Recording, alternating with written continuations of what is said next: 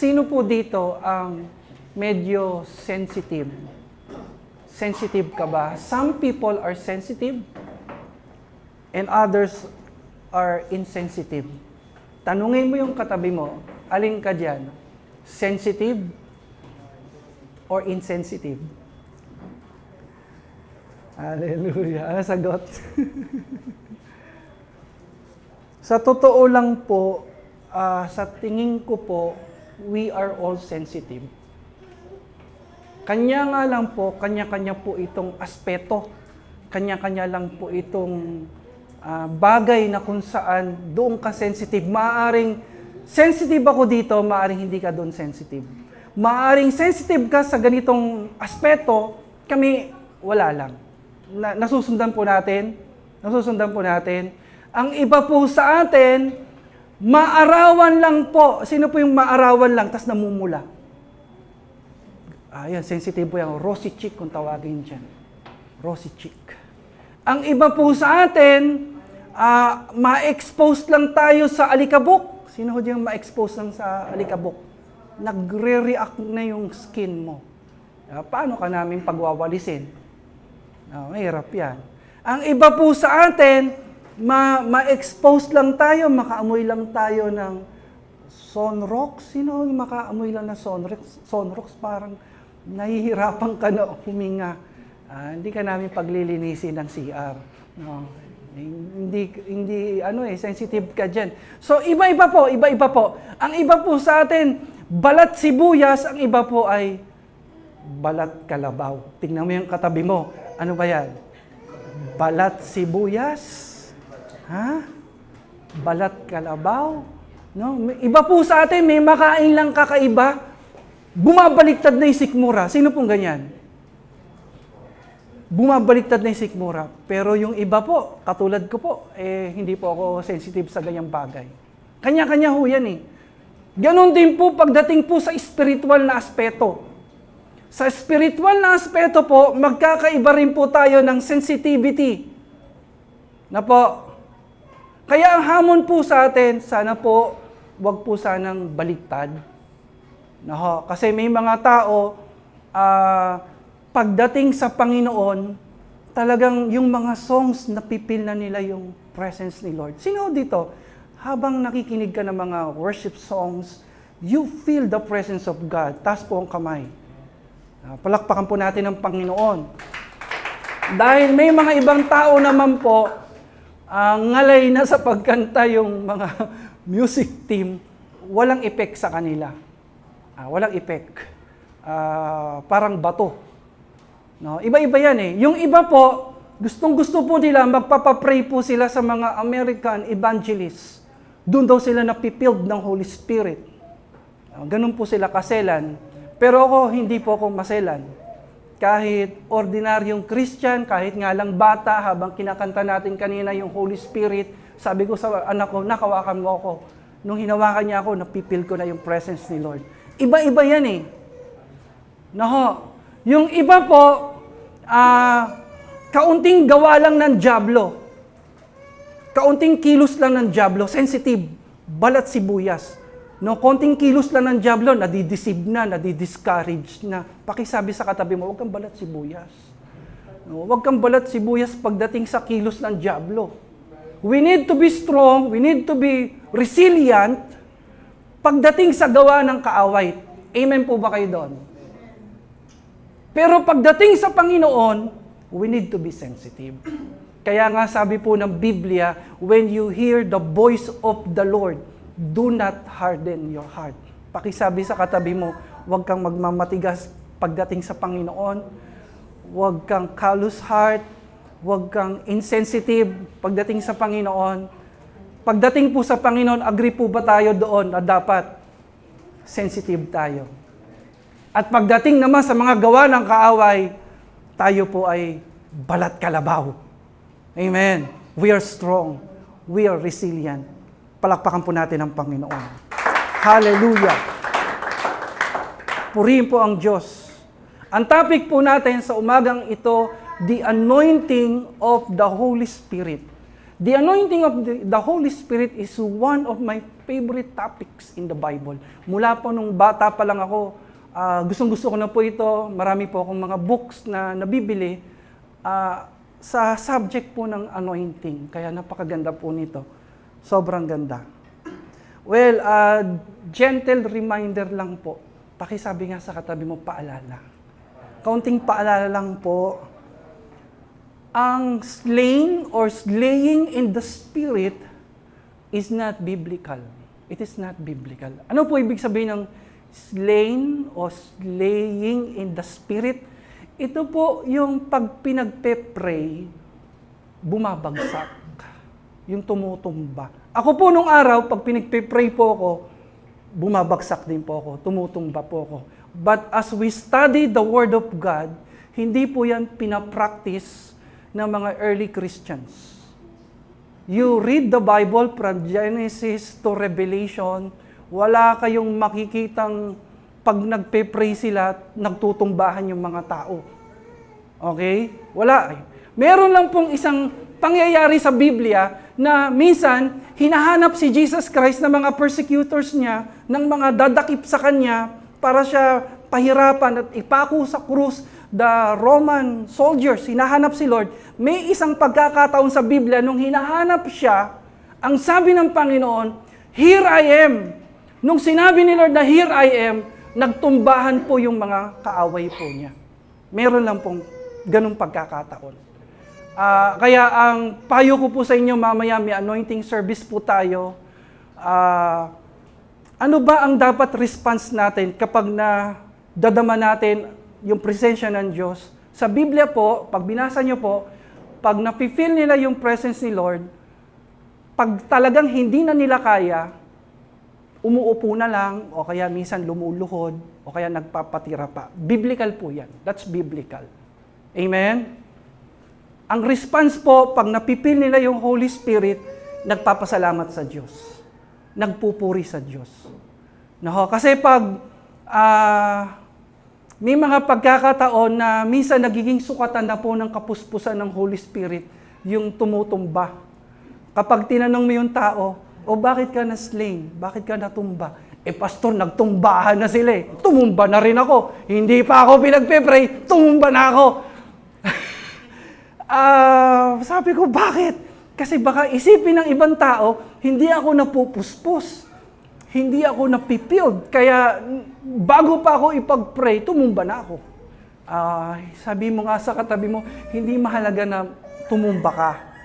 Okay? Ang mahalaga dito, tutumba yung lahat ng gawa ng dyablo sa ating buhay. Amen!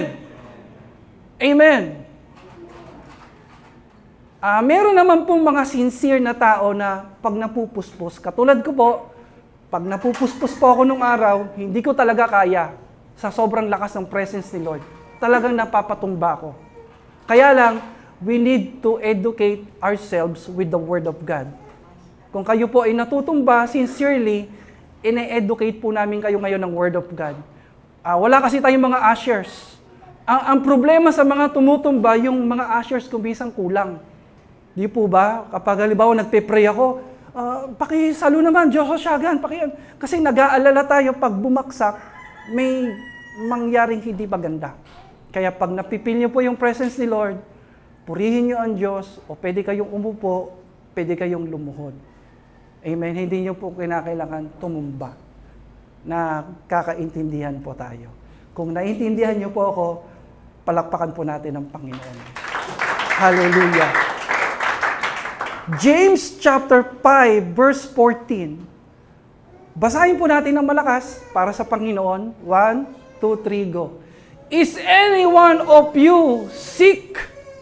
He should call the elders of the church to pray over him and anoint him with oil in the name of the Lord. Praise God. Ano po ang sabi po dyan? Kanino daw po ina-apply, ipinapahid ang langis? Ang sabi dyan sa mga may sakit. Sino pong may sakit dito?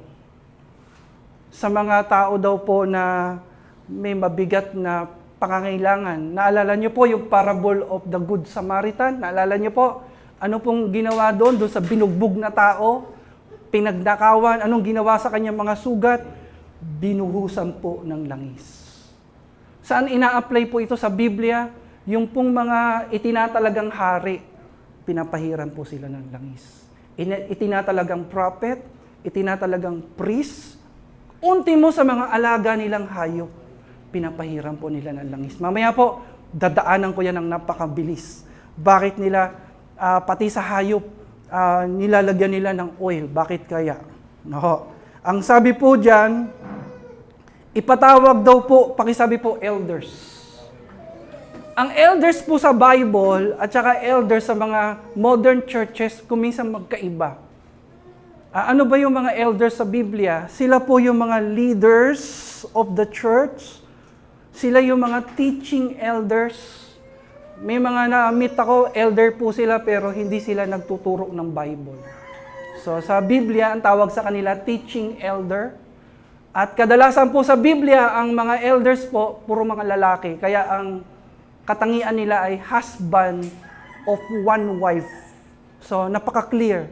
Yung denomination, yung group na nag-ordain po sa akin, tinatayuan nila ito. Kaya lahat ng mga pastors po doon, puro lalaki. Lahat ng elders po doon, puro lalaki dahil tinatayuan po nila ito. Pero nire-respect naman po natin yung mga pastora, mga babaeng pastora. We respect them. May mga kaibigan po ako na mga babaeng pastora. Mahal po natin sila. Okay po? So ang sabi diyan, tawagin ng mga elders. Ang elders din po ay tumutukoy ito sa mga apostles. Kaya sabi po ni Peter, to my co-elders. So si Apostle Peter, he was an apostle, pero ang sabi niya, to my co-elders. So elders, sila po yung mga church leaders, mga nagtuturo, mga apostles, mga kalalakihan na naglilingkod sa Diyos. Mamaya po, i-anoint po kayo ng mga elders. Amen. Purihin ng Panginoon. Now, pakisabi po, benefits. Ano naman po ang benepisyo po ng tayo po ay pinapahiran ng langis, ng may panalangin na may pananampalataya? Ang sabi po dyan sa verse 15, basahin po natin ng mabilis. And the prayer offered in faith will restore the one who is sick. The Lord will raise him up, and if he has sinned, he will be forgiven. So, pag ina-anoint po tayo ng oil, ang sabi dyan, tayo pinapagaling ng Panginoon, tayo po'y pinatatawad ng Diyos, pero hindi lang po yan. Marami po yan. 3 bagay po yung pong isi-share ko po sa inyo. Maiksi lang po yung oras ko po. 3 bagay lang po yung nais ko pong i-share sa inyo para ipakita sa inyo yung ganda, yung advantage, yung blessing ng anointing of the Holy Spirit. Number 1, Isaiah 10:27, the anointing of the Holy Spirit can break every yoke of bandages. Di po ba na-experience natin? Minsan, may mga kasalanan po tayo na hindi natin mabitaw-bitawan. Pag ina-anoint ka ng Panginoon, mabibreak po yan. Sino ho dito kumakanta ng gusto kong bumait, pero di ko magawa? Pakisabi nga sa katabi mo, gusto kong bumait, pero di ko magawa. Di ba may ganyan? Ayaw mo na ng bisyo, ayaw mo nang magsugal, ayaw mo nang uminom ng alak, pero wala kang magawa. Alcoholic ka eh, natatali ka eh, meron kang bandage. Ayaw mo nang gumastos, pero napapagastos ka. Di ba? Bandage po yan eh. Yung parang alam mo na tights mo na yung kay Lord, kaya lang nagagamit mo pa pang sarili. Pakisabi sa katabi mo, papalayain ka ni Lord. Papalayain ka ni Lord. Marami po tayong bagay na parang ginagawa na ayaw po natin. Can we say amen for that? Amen. Ayaw na po natin mag-gaming. Sino po yung naging addict sa gaming? Parang talaga ayaw mo na eh. Ayaw mo na mag-gaming. Alam mo na masama sa kalusugan, masama sa pag-aaral, masama sa paningin. Lagi kang pinagsasabihan ng magulang mo, pero hindi mo talaga mabitawan. The anointing of the Holy Spirit can break that bondage. Pakisabi ng malakas sa katabi mo, i-break ng Panginoon lahat ng bondage na meron ka ngayon. Palakpakan mo ng malakas ang Panginoon. Purihin mo ang Panginoon ng may kalakasan. Hallelujah! Every bondage, every slavery from sin, ano man pong kasalanan na ginagawa natin, ayaw mo na magmura pero trust talk ka, papalayain ka ng Panginoon. Get ready. Amen. Ako po, pwede ko sabihin, ang dami rin po umaalipin sa akin. Alipin po ako ng araw ng alak. Maaga po ako na-expose sa alcohol. Bata pa lang po. Sobra. Kahit ayaw ko na, pero wala akong magawa eh. Pag lasing na lasing ako, sasabihin ko sa mga tropa ko, ayoko na uminom, last inom na ito. Pero kinabukasan, wala eh, nandun ka ulit. Slave. Pero ang Panginoon po nagpalaya sa akin. Kung ang Panginoon pinalaya kami, palalayain ka rin ng Diyos. Pwede pa natin sabihin ng malakas, Amen! Amen. Number 2, the anointing of the Holy Spirit gives us the power to serve. Pakisabi po, power! Power to serve. Yung anointing ng banal na spirito, mga kapatid, napakatindi po niyan. Kasi, minsan, pumapasok po sa isip natin, hindi natin kaya. Minsan, tinitignan natin yung sarili natin na parang hindi tayo equipped, hindi tayo qualified sa mga tasks, sa mga trabaho na ginagalawa natin. But, the anointing of the Holy Spirit will give you the power. The Holy Spirit will give you the wisdom, the knowledge, His favor. The Holy Spirit will strengthen you at magugulat ka na lang yung hindi mo nagagawa mo. Amen. Minsan nahihiya po tayo. Hindi ko yata kaya mag-preach. Minsan nahihiya tayo. Hindi ko yata kayang maging mabait na asawa. Hindi ko yata kaya ganito, ganyan. Minsan nahihirapan tayo. But the Holy Spirit will help us. Amen. Perfect example po dyan, sa 1 Samuel chapter 16, pakisabi po, King David. King David was anointed by God. He was anointed. Na po, David was anointed to be the next king. Talagang binuhusan po siya ng langis. Tingnan niyo mga kapatid, he was young, but he was anointed. Amen. He was just a shepherd boy, but he was anointed to be the next king. He was weak, mahina siya. He was not equipped, kulang siya sa karanasan. He has no experience, but he was anointed. He was anointed. He was powerless compared to Goliath. Naalala niyo po? Powerless si David, ang laki ng kalaban niya eh. He was powerless, but he was anointed. Pakisabi nga sa katabi mo, you are anointed by God. You are chosen by God. Palakpakan po natin ang Panginoon. Mga kapatid, sa buhay natin, we need the anointing of the Holy Spirit. Kailangan natin yan. Bakit po natin kailangan yan? Kasi bawat isa sa atin may calling. Pakisabi po, calling. You have a calling from the Lord. Paano ko malalaman, Pastor, yung calling ko? Simple lang. Simple lang. Huwag mo nang pahirapan sarili mo. Kung ano yung ginagawa mo, yan ang calling mo. Yung calling mo, kadalasan, connected sa ginagawa mo. Nasusundan po natin?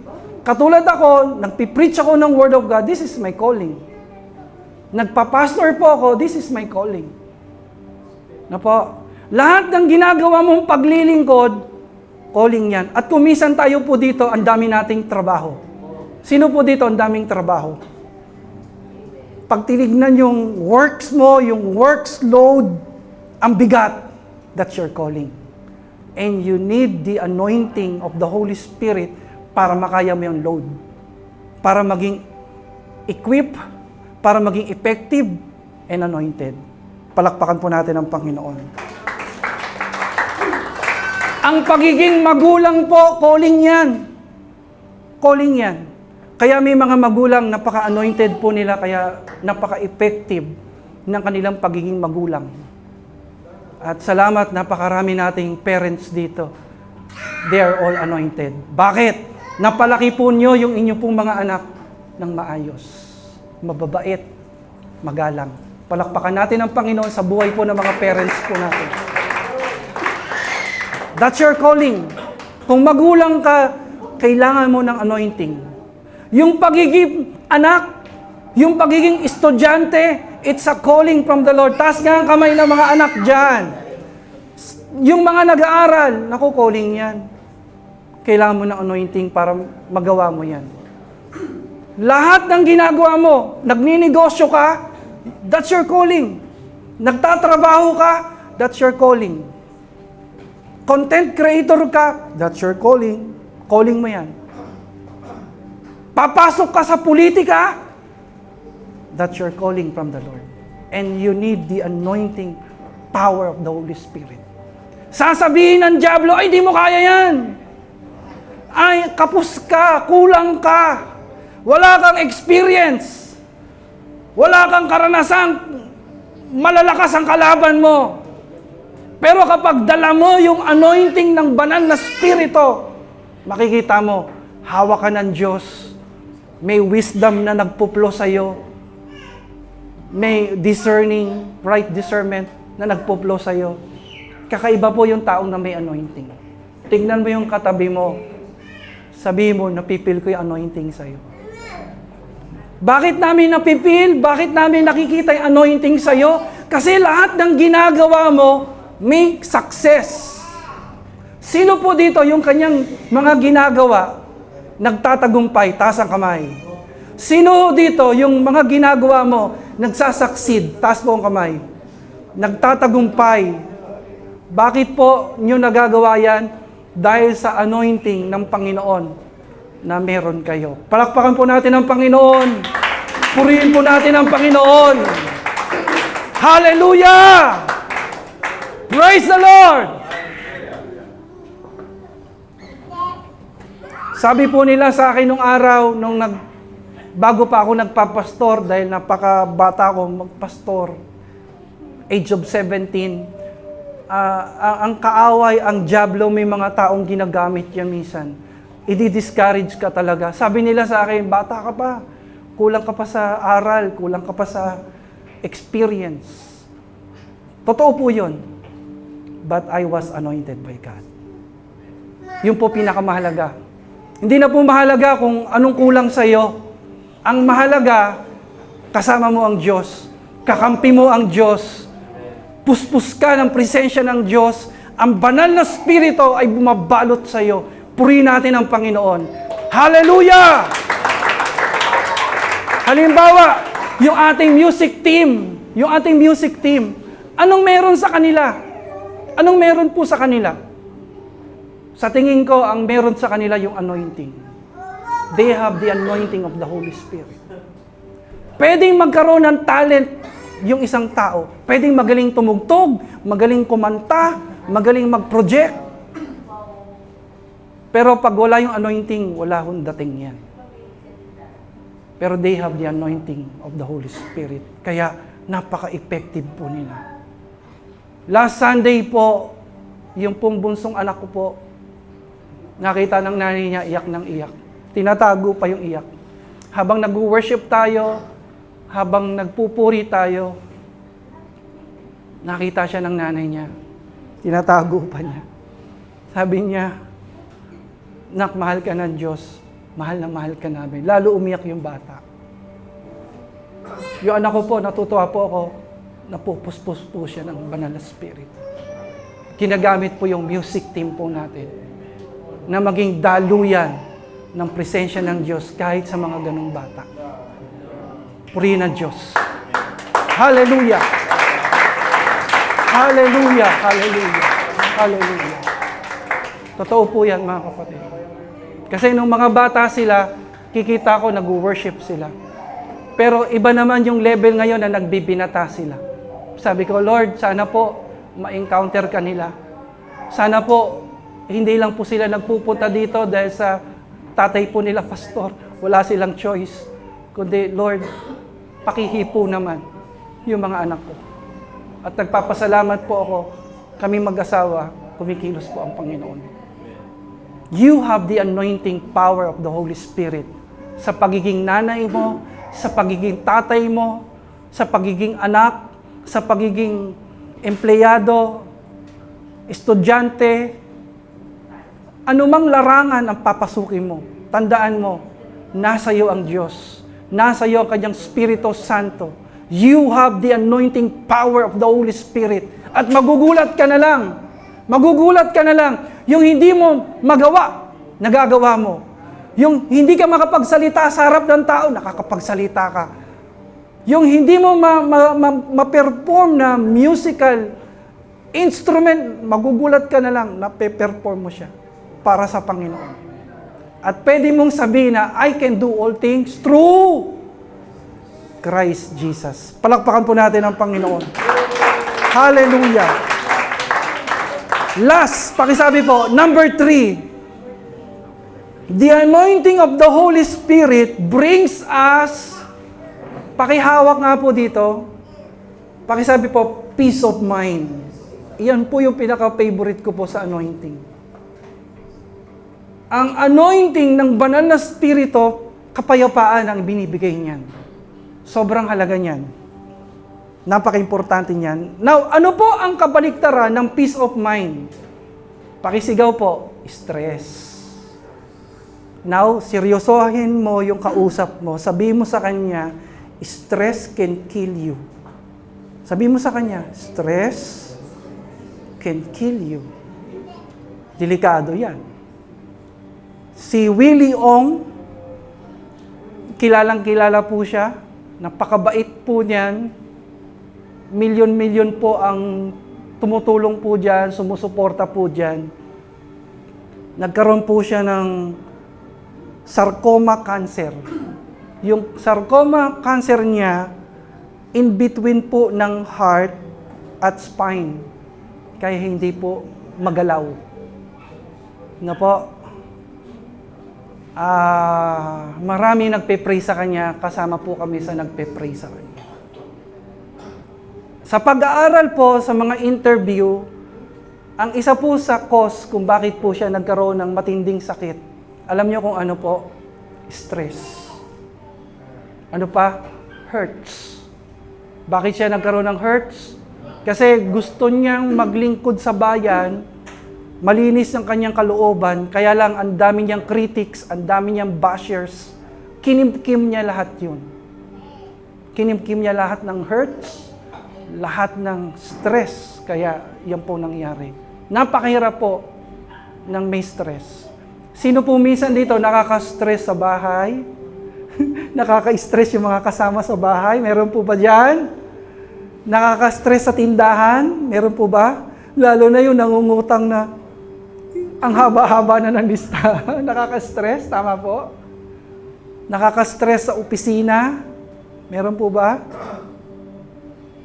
Yung mga babayarin natin, kung minsan nakaka-stress. But we need the anointing.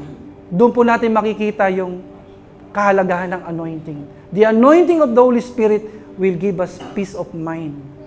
Ang sabi po ni David sa Psalms 23, the Lord is my shepherd, I shall not be in want. He makes me lie down in green pastures. Si David, sabi niya, si Lord yung shepherd niya at siya yung sheep. Nung sinulat po niya yon, yung Psalms 23, hindi na po siya shepherd boy dyan. Nung sinulat niya yan, he was already the king of Israel. Pero binabalikan niya yung dating niyang buhay nung shepherd boy siya.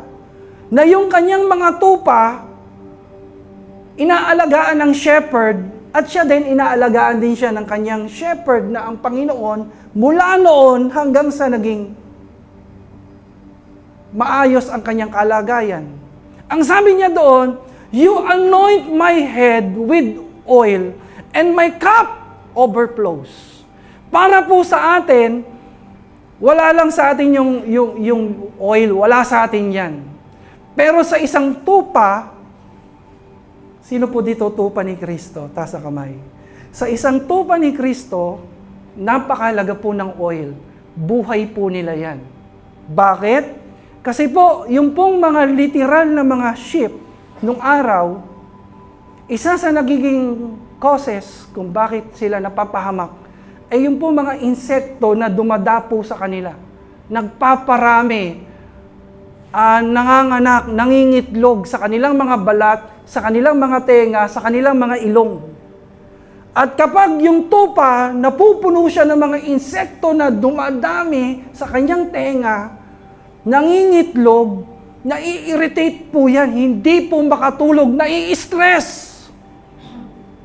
Kaya ang ginagawa po ng tupa, sa sobrang stress niya, hinahampas niya yung kanyang ulo sa mga malalaking bato at doon po siya napapahamak, doon po siya namamatay. Kaya stress can kill us. Pero ano pong ginagawa ng mabuting pastol? Binubuhusan po yan ng langis. Pakita mo, Andre. Binubuhusan po. Bakit? Pakisabi po, bakit po? Sapagkat ang oil ay nagiging insect repellent po nila. Dahil sa oil, they are covered, they are protected from flies. Hindi po sila madapuan, hindi po sila ma-atake ng mga flies. Kaya once na ina-anoint po sila ng shepherd, they are being comforted. They are being released from stress. Ganun kahalaga yung anointing na meron tayo ngayon. Pakisabi sa katabi mo, kailangan mo anointing. Mukhang stress ka ngayon eh.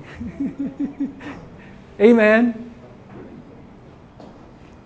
Psalms 92 verse 10, ang sabi dito, malapit na po ako mag-pray, I shall be anointed, pakisigaw po, with fresh oil. Pakisabi po, fresh oil! Isa pa po, fresh oil! Napaka-specific ng Word of God. Bakit hindi sinabing, i-anoint mo na lang kami, Lord? Kundi ang sabi doon, Lord, you are going to anoint me with fresh oil. Hindi langis na, gamit na. Hindi langis na, galing sa mga sasakyan na marumi na. Hindi yung langis na ginamit mo kahapon, last month o last year, kundi yung ibibigay mong oil sa akin, Panginoon, fresh. Ano po ibig sabihin niyan? Ang ibig sabihin niyan, hindi na mahalaga kung minsan kung ano yung experience mo 2 years ago, 5 years ago, halimbawa during revival night sa family camp, you were filled by the Holy Spirit. Yes, maganda po alalahanin yan, pero pakisabi sa katabi mo, hindi yan sapat. Kailangan mo ng bago. Kaya sinabing fresh oil, kailangan mo ng daily anointing of the Holy Spirit. Can we say amen for that? Amen. Bakit? Kasi lagi tayong binobombard ng kaaway. Lagi tayong inaatake ng kaaway sa ating isip. Laging binabato ng dyablo yung mga insecurities sa isip natin. Sinasabi niya na maliit ka, sinasabi niya na mahina ka, sinasabi niyang ganito at ganun ka. Tinatakot ka niya, binubuli ka niya, minamagnify niya yung mga problema na kinakaharap mo at nakakalimutan mo na mas malaki ang Diyos na nasa iyo. We are also being bombarded by the devil. Kaya we need a fresh anointing from the Lord. Araw-araw. Kaya nga sabi sa Bible, give me oil in my lamp, keep me burning. Give me oil in my lamp, keep me burning. Tama po? Give me oil in my lamp, I pray. Give me oil in my lamp, keep me burning. Keep me burning till another day. Sino po ganyan ang panalangin? Lord, give me oil. Araw-araw, Lord, i-anoint mo ako. Araw-araw, Lord, i-empower mo ako. Araw-araw, Lord, yakapin mo ako. Now, as we pray, pakisabi po sa katabi mo, be sensitive. Just be sensitive.